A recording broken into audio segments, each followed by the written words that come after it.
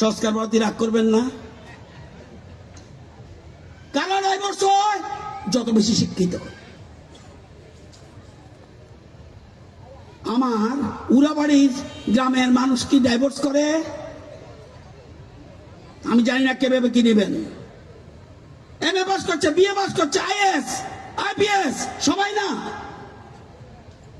Divorce বেশি শিক্ষিতদের মধ্যে।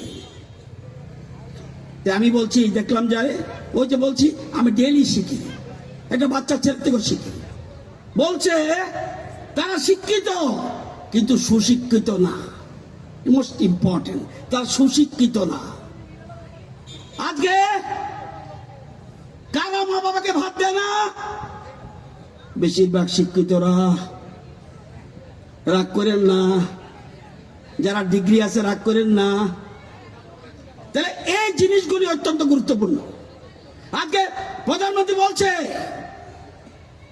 তুমি আধুনিক হও, শিকড়টা ঠিক রাখো। সংস্কৃতি, ভারতীয় সংস্কৃতি, সবাইকে নিয়ে চলা, সবাইকে নিয়ে চলা, মা বাবাকে নিয়ে চলা, 2-3 ভাই বোন একসাথে চলা, সোসাইটি, সমাজ।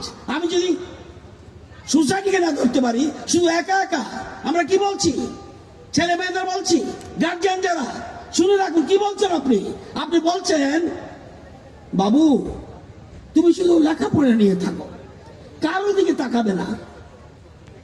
তাহলে পাশের বাড়ির লোকটা বিপদে পড়লে কে তাকাবে?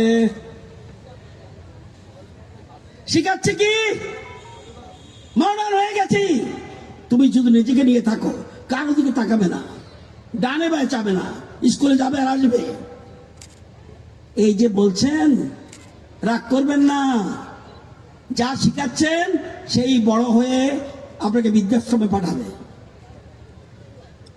আপনাকে বৃদ্ধাশ্রমে পাঠাবে বলে রাখলাম। গুরুত্বপূর্ণ বিষয়, আজকে সেই জিনিসগুলি ভাবতে হবে। এই যে জিনিস, এটা গুরুত্বপূর্ণ। আজকে আমাদের সংস্কৃতিকে টিকে রাখার জন্য, আজকে আমরা জানেন আমাদের লোকসঙ্গীত, আমাদের বাউল, আমাদের কীর্তন, এসব কিছুর জন্ম কোথা থেকে হয়েছে? কৃষি সমাজ থেকে হয়েছে।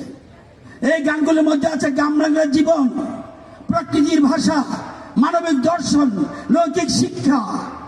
এই গান মানুষকে শেখায় ভালো মানুষ হতে, এই রূপ সংবরণ করতে, প্রকৃতির সঙ্গে মিলেমিশে বাঁচতে। আজ এই গান মঞ্চে পৌঁছেছে, কিন্তু এর শিকড় কিন্তু আজকে লোক বাউল গাইছে স্টেজে, শেকড়টা কিন্তু গ্রামে, কৃষির মধ্যে রয়েছে শেকড়।